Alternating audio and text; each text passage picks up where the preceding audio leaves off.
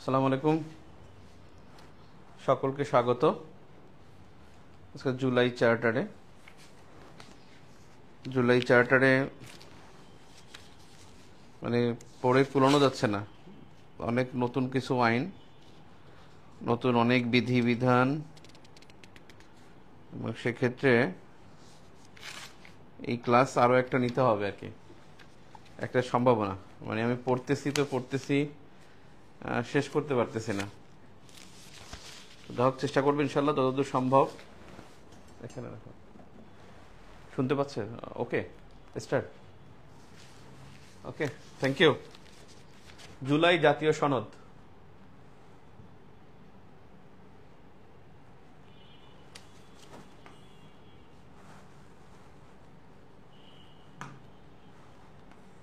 জুলাই জাতীয় সনদ 2025 17 অক্টোবর প্রকাশিত হয়, আর এটি ছাপানো হয়েছিল 14 অক্টোবর। জাতীয় ঐকমত্য কমিশন, ব্লক 1, এমপি হোস্টেল, জাতীয় সংসদ ভবন এলাকা, শেরেবাংলা নগর, ঢাকা। ব্লক 1, এমপি হোস্টেল, জাতীয় সংসদ ভবন এলাকা, শেরেবাংলা নগর, ঢাকা। যেখানে উত্থাপন করা হয়েছে সেটার ব্যাপারে বলা হয়েছে।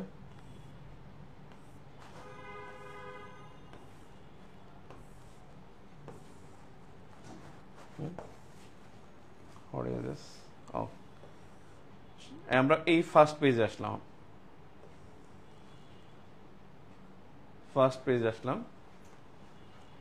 crcbd@legislative-division আর কি .gov.bd। জুলাই জাতীয় সনদ। এই জাতীয় সনদে মাত্র 2 জনের নাম আছে। নাম খুঁজে পেয়েছি 2 জনের। একজন প্রফেসর ডক্টর মোহাম্মদ ইউনুস, মাননীয় প্রধান উপদেষ্টা, এবং ডক্টর আলী রিয়াজ। 2 জনের নাম খুঁজে পাওয়া গেছে এ পর্যন্ত। তবে এখানে বিষয় হলো, পটভূমিতে আমরা একটু ফিক্স করব, সেটা হলো এখানে 6টি কমিশনের সুপারিশ নিয়ে জাতীয় ঐক্যমত্য কমিশন গঠন করা হয়েছে। একটা হলো রাষ্ট্রের সংবিধান সংস্কার কমিশন, নির্বাচন, বিচার বিভাগ, জনপ্রশাসন, পুলিশ প্রশাসন, দুর্নীতি দমন ব্যবস্থা সংস্কার। এই 6টা প্রতিষ্ঠানের 6টা সংস্কার কমিশনের সুপারিশ নিয়ে এটি প্রকাশিত হয়েছে। এখানে 6টা, তবে একটা যুক্ত হবে পরবর্তীতে। এখানে আছে 5টা: সংবিধান, নির্বাচন, বিচার বিভাগ, জনপ্রশাসন, পুলিশ 1, 2, 3, জনপ্রশাসন, পুলিশ, দুর্নীতি দমন 1, 2, 3। হ্যাঁ, 6টাই আছে না, সংবিধান, নির্বাচন, বিচার বিভাগ, জনপ্রশাসন, পুলিশ, দুর্নীতি দমন, রাইট, 6টাই আছে। হ্যাঁ, 6টা এই কমিশনের সুপারিশ নিয়ে এটা করা হয়েছে। যে 6টি সংস্কার কমিশনের, তাদের নামগুলো আপনাকে লিখতে হবে। নামগুলো লিখে রাখবেন। দেন আমরা আসি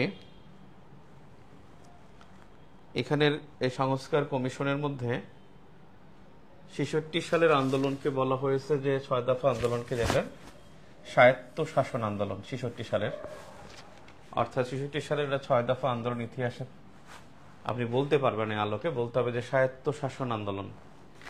এই জিনিসটা একটু মার্ক করার বিষয়। তারপরে হলো, আমরা এখনো ফার্স্ট পেজে আছি। ফার্স্ট পেজে দ্বিতীয় প্যারাতে, মানে পটভূমির পরের প্যারাতে, এখানে 2টা বিষয় লেখা আছে। সেটা হলো স্বাধীনতা ঘোষণার, এখানে বঙ্গবন্ধু বা জিয়াউর রহমান কারোর নামই এখানে উল্লেখ করা হয়নি। অর্থাৎ 2 জনের নাম আছে শুধু মানুষের মধ্যে, মানে স্পেসিফিক নাম, প্রফেসর মোহাম্মদ ইউনুস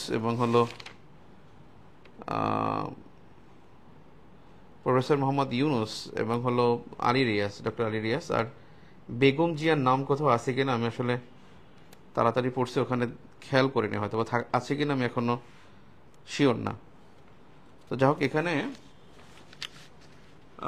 একটা বিষয়, সেটা হলো যে 1971 সালের যে মুক্তিযুদ্ধের যে স্বাধীনতার ঘোষণাপত্রে বর্ণিত সাম্য মানবিক মর্যাদা ও সামাজিক ন্যায় বিচার, এই তিনটা ছিল স্বাধীনতার ঘোষণাপত্রে বর্ণিত যে নীতি ছিল।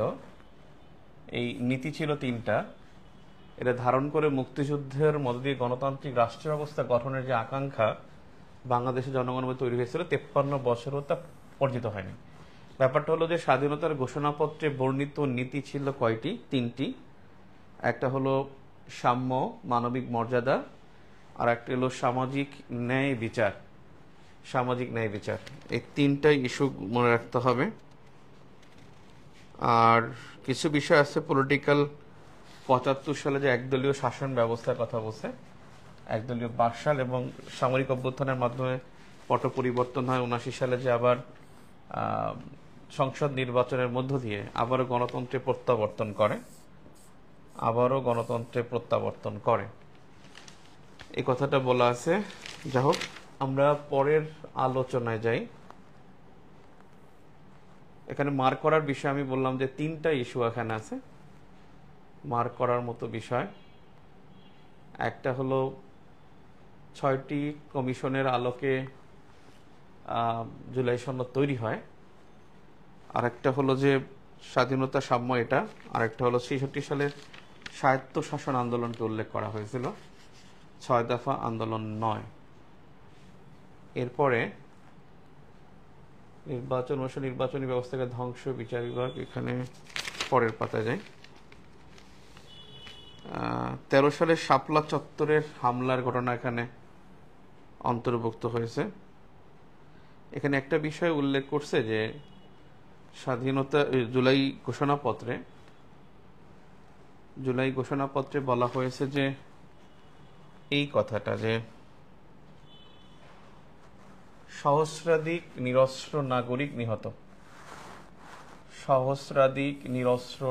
নিহত, এই একটা ইস্যু। একটা আছে যে 20,000-এর বেশি মানুষ গুরুতর আহত হয়েছে, 20,000-এর বেশি মানুষ।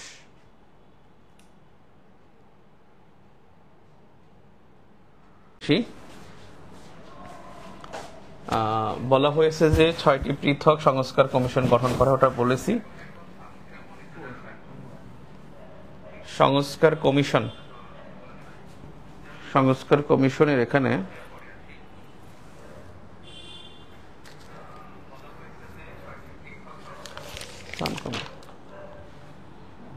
সংবিধান সংস্কার কমিশন গঠন করা হয়। ওকে, আমরা এখানে জাতীয় ঐকমত্য কমিশন, সংস্কার কমিশন সম্পর্কে বলা আছে। এরপরে যাই আমরা এখানে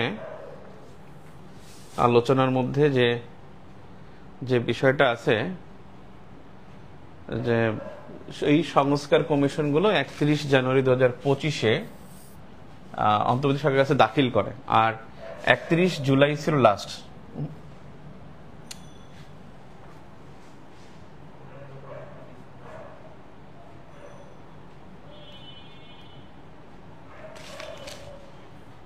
ভালোই তো ছিল।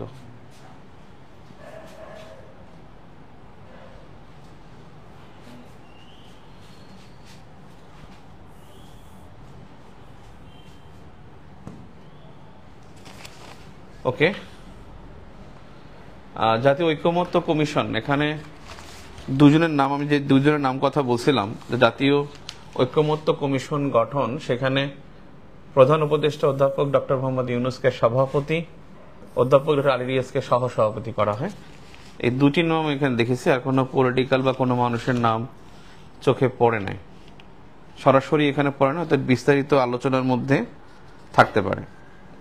এখানে যদি বলা হয় যে কমিশনের দায়িত্ব ছিল কি, জাতীয় ঐকমত্য কমিশনের দায়িত্ব, যারা রিটেন পরীক্ষা দিবেন তারা এই বোল্ড মার্কটা মনে রাখবেন যে জাতীয় ঐকমত্য কমিশনের দায়িত্ব ছিল কি ছিল, আগামী নির্বাচনকে সামনে রেখে সংবিধান, নির্বাচন ব্যবস্থা, বিচার বিভাগ, জনপ্রশাসন, পুলিশ ও দুর্নীতি দমন বিষয়ে সংস্কারের জন্য গঠিত কমিশনগুলোর সুপারিশ বিবেচনা ও গ্রহণের লক্ষ্যে প্রয়োজনীয় রাজনৈতিক ঐক্যমত্য গঠনের জন্য রাজনৈতিক দল ও শক্তিসমূহের সঙ্গে আলোচনা করা এবং এই মর্মে পদক্ষেপ সুপারিশ করা।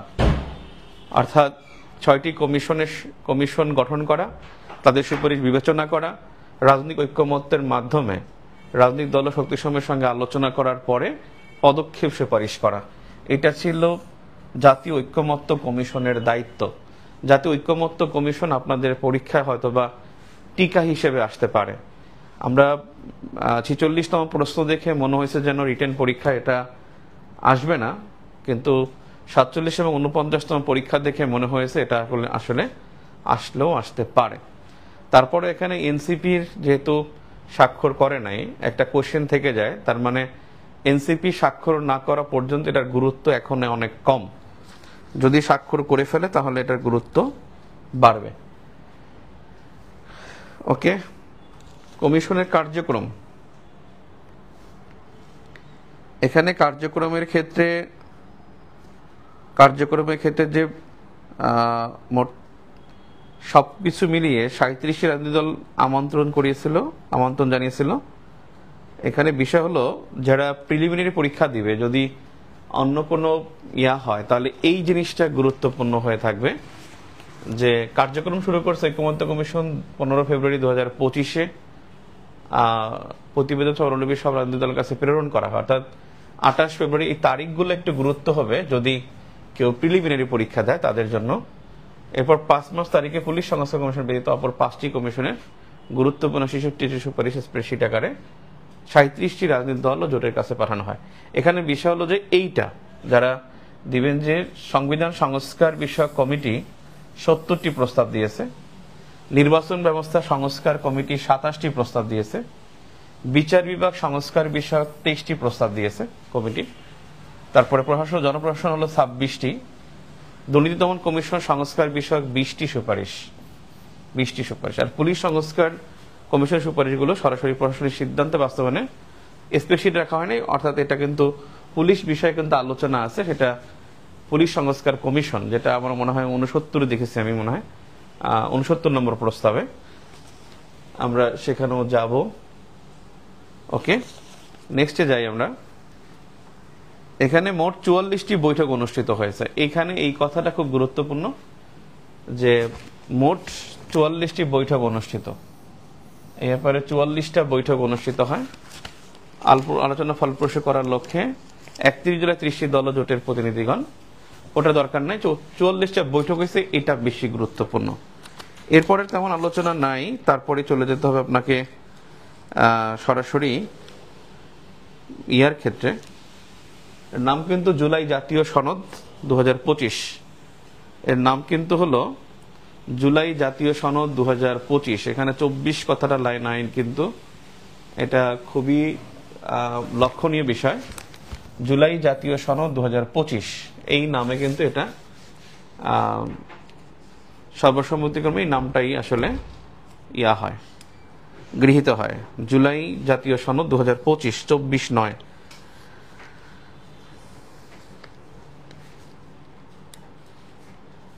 ঐকমত্যের যে ঘোষণা,